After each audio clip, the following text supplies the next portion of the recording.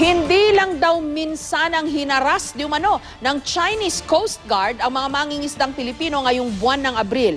Kaya naman ang Department of Foreign Affairs o DFA nakahanda na raw maghain ng panibagong diplomatic protest kaugnay ng mga insidenteng ito.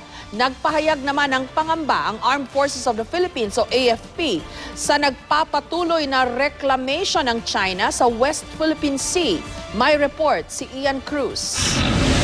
Bukod sa insidente noong April 13 na nakuna ng video ang pambobomba ng tubig ng Chinese Coast Guard sa mga Pilipinong mangingisda sa Panatag Shoal, may nauna pa raw rito ayon sa mangingisdang si Jadan Baguio. April 10 nang bombahin din daw sila ng tubig. Nasugatan pa nga raw siya sa siko. Parang buhawi. Okay. Yung pagkatama sa akin, talagang nalaglag ka ako. Tapos muntik pa ako matamaan ng pala.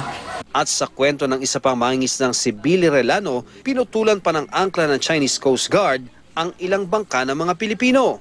Hindi kami makalapit doon sa tabi dahil natatakot kami noon. Handa raw ang Department of Foreign Affairs o DFA na maghain ng panibagong diplomatic protest sa gobyerno ng China kaugnay ng mga insidente. The arbitration case, the purpose of that is to seek clarification on the maritime entitlements as provided by UNCLOS, no?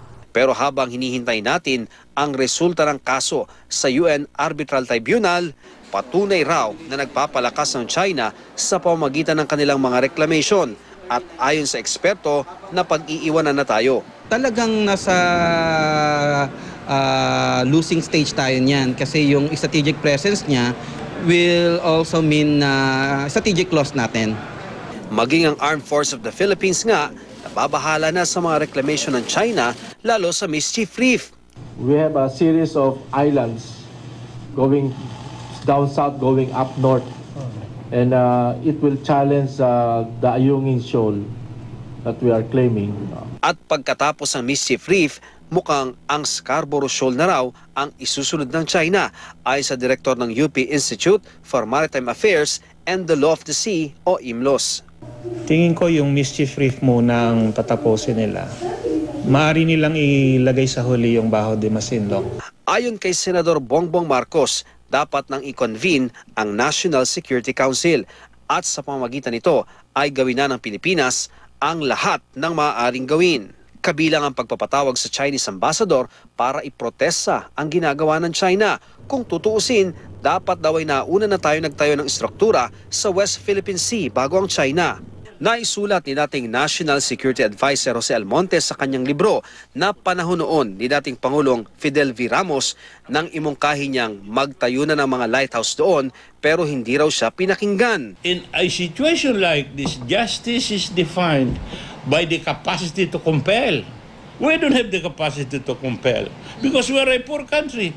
Kwento ni Professor Banlawi, nauna tayo nag-reclaim. Nagtayo tayo ng runway sa Pag-asa Island noong 1970s. Pero ang mga pasilidad natin, payak lang. Di gaya sa China at sa iba pang bansang nagre-reclaim gaya ng Vietnam na may mga gusali, solar panel, windmill at football field sa Southwest Cay. Kasi ang tingin natin sa Vietnam ay isang kaalyado at hindi tayo natitreten sa mga activities ng Vietnam.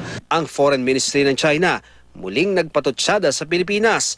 Sa darating daw na ASEAN Summit ay siguradong may mga bansang tatalakay ng territorial dispute para lang sirain ang relasyon ng China at ASEAN. Iginit nilang kaisa sila ng ASEAN sa pagpapanatili ng kapayapaan sa rehiyon. Pero dahil sa umiiral na balikatan exercises ng Pilipinas at Amerika, isang editorial sa Chinese tabloid na konektado sa ruling Communist Party ng China ang tumawag sa ating mga cute little submissive lamang ng Amerika. Wala raw magiging epekto sa China ang balikatan. At sa lahat daw ng mga may territorial claim, ang Pilipinas daw ang may pinakamaraming gimmick pero wala namang umuubra. Ian Cruz, GMA News.